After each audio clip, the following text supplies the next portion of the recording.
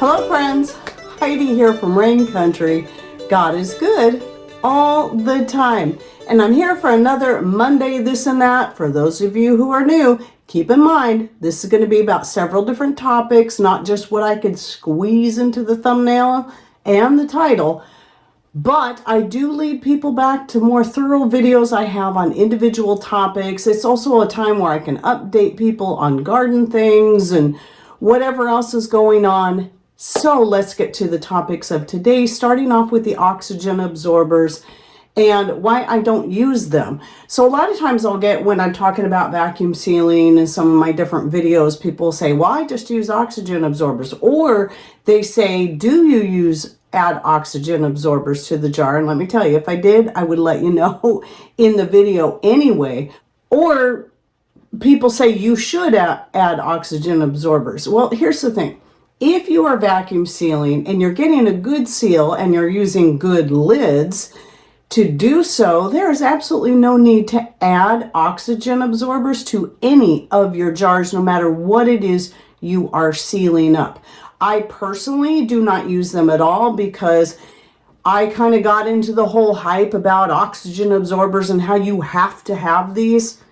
No, you don't. You do not have to have oxygen absorbers. It was just another thing to get people who are more preparedness minded to buy into something that they really don't need.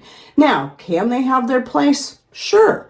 I just don't find them useful. And some of the original batches I bought ended up being absolutely useless. Or even if they were good when I opened them, I could not get them vacuum sealed into a fresh jar fast enough before they went bad. I mean, I worked quickly and still they became useless even in the clearly well-sealed jar.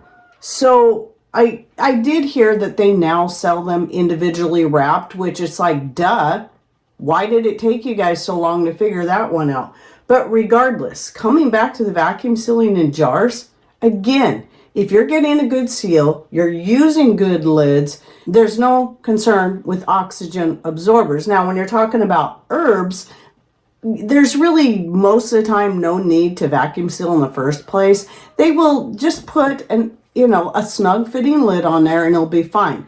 However, I do still vacuum seal all of the herbs that I'm putting up just to help hold their freshness for as long as possible. However, when you're talking about vacuum sealing things like meats that may still have the fats in them or nuts, then yes, you need to vacuum seal if you're going to be putting them up in jars, because that's going to prevent the fat in there from going rancid. So all of your nuts, all of them, again, if you're using a really good lid and you're getting a good seal every time, and like another said, and I've shared in the past, I typically, when I vacuum seal my jars, I leave them out for at least a day and then double check the seals to make sure that they still stay sealed, because sometimes something can get embedded under the lid, or maybe there's a little chip in the jar and you might not notice it. It might seem to get a seal, but usually within 24 hours, if it's not a good seal, it'll come undone. So that is, so there are certain things that's definitely important. But if you're doing that, again, no need for oxygen absorbers. I do not even use them when I'm packing up my grains for long-term storage. And in that case, I do like to use Mylar, push out as much air as I can, heat seal it, and then put it in a bucket. Trash cans are even better. Metal trash cans, like galvanized. If you have issues with rats and mice wherever you're going to store that, that's very important.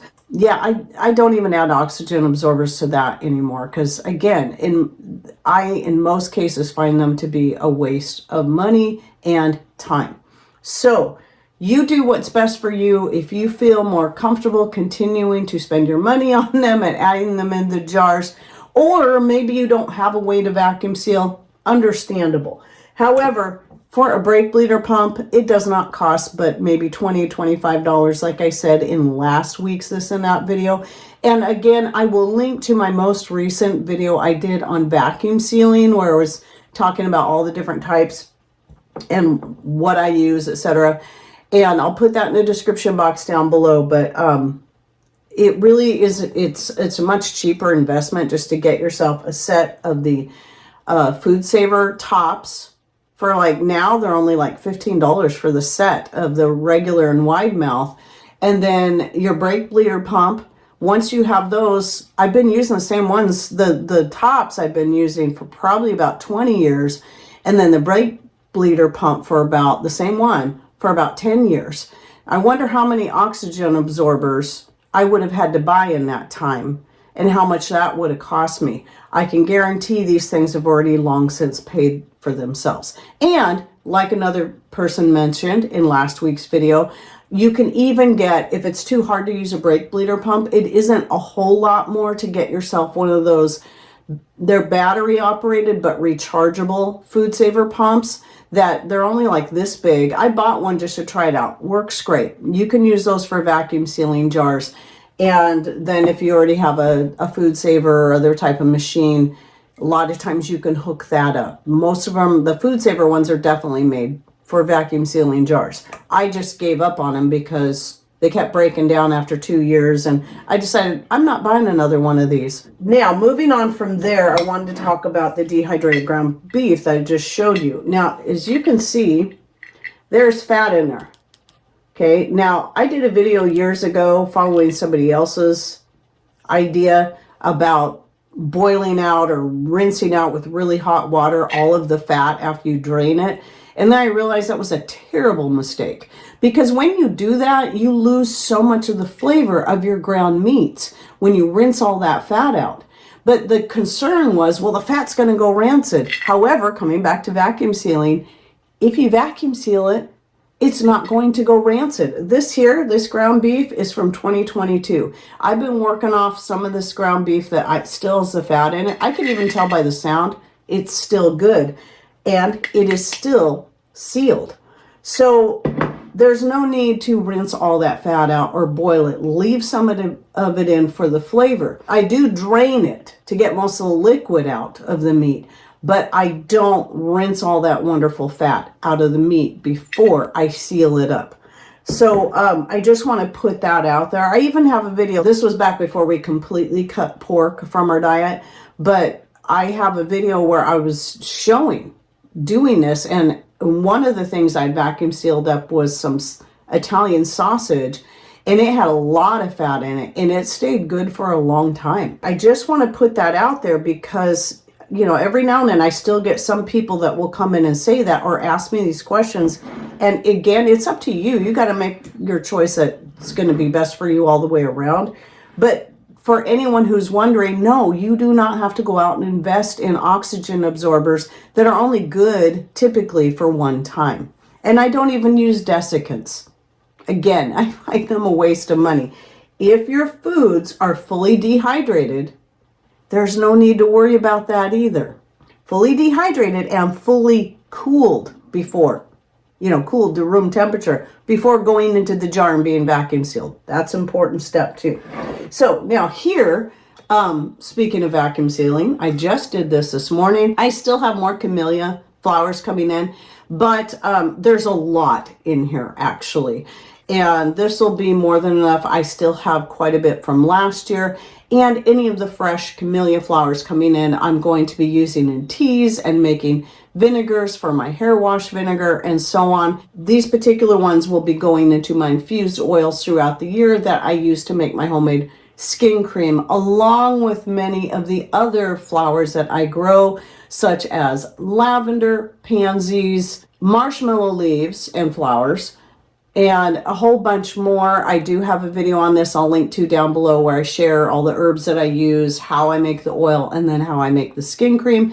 If you're interested, you can check that out. But I've been using the same skin cream also for about 10 years at least. Well, I think it's actually closer to 12 now because I was making and using it before I even started my channel. So that's what this is for. And if you'd like to also learn more about camellia flowers or just the camellia plant, whether it be the japonica or the sinensis, I did a video a few years ago about it that I'll link to down below where I talk about all the benefits and uses of the leaves and the flowers, etc. And so, yeah, you might be interested in that if you're growing a camellia plant, even if it's an ornamental, which is a japonica, in any color. They are still useful. It doesn't have to be a sinensis for it to be used for making your teas, such as oolong, black, green, and white. They can come from both plants. Then the next thing was, I had a comment. I get this every so often because people know when they watch my egg dehydrating video. So these are eggs from my own chickens that I scramble up and dehydrate at a low temperature. I do this because I want to keep them raw. And there's usually two different types of comments that come in about that. Some people freak out that, oh, it's unsafe to dehydrate it under 140 degrees.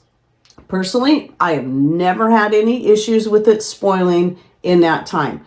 And I am, again, intentionally trying to keep it raw. So then the other thing people freak out about is, oh, salmonella, ah! Well, let's just remember, why am I keeping this raw?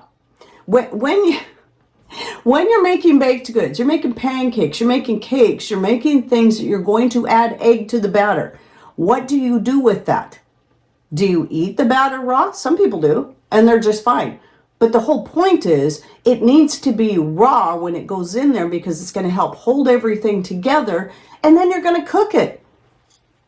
That's the purpose of me keeping it raw so that I can use it in the baking products like that I am then going to cook. But even then, I'm still not afraid of these raw. Though I have no intentions of just digging a spoon in and munching on it that way, but I have used them like this in my ice cream, which does not get cooked in my homemade ice cream. I've been using the egg powder partly because I'm trying to work through the several jars of egg powder I put up, I think it was 2022, and I haven't needed to work through it because now I'm kind of at a stage where I've always got chickens. Even through the winter, there's some young chickens putting out eggs. So I'm like, I better start working through this. And then once I finally work through these, I'll start putting up more dehydrated eggs. Because never know if something's going to happen to all the chickens. I might lose them all at some point. So I do always want to have eggs put up in some form. So anyway, if you're interested in this video, I'll link to that down below as well. And I also go through some of the things by that point that I had used it in, like making pancake spreads and even just cooking up as a scrambled egg. So you might be interested in that if you've never tried it before and you happen to have a dehydrator. Okay, now the next thing is that, so at the time that you're seeing this, the Passover week will have been over, but currently at the time I'm shooting it, because I had to shoot this video a little earlier than usual because it's a crazy week. We are in the Feast of Unleavened Bread, so one of my favorite ones to make is my cracker bread. I have my own recipe on this. I'll link to I've got a short about it where I also, in the description box of that short, have the written recipe in there that you can find. This is one of our favorites, and my grandson Jace absolutely loves this cracker bread. And one of the things I wanted to share about this, because you can make it any time of the year, right? So I wanted to share this because I had some brine that I had used for a roast that I was doing. And I decided, why? I don't want to waste all this brine. I'm going to save it.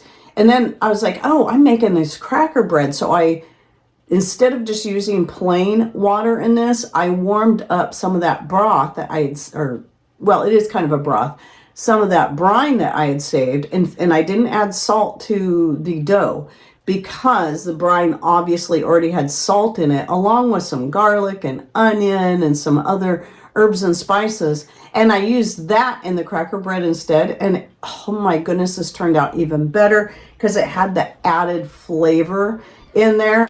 So I'm really glad I saved all that so that I can use it in the cracker bread or anything else that I normally just add water to, where I want more of that savory flavor. Like I just thought of something, making the pie crust for pot pies, like turkey, chicken, beef pot pies. That would also be an excellent thing to add it to. So just a little tip I wanted to share with you there, because I was so thrilled with the idea. Sometimes something comes into my brain and I try it and think, gee, I sure hope this turns out good. Glad I did it. All right, well, that's it for my this and that for the week. I hope you enjoyed it. And if you have any thoughts, ideas you'd like to share, please put those in comments down below. And don't forget to check out the links. If you've never seen any of those previous videos and you want to learn how to do these things, that will be in the description box. And thanks for watching. Take care and God bless.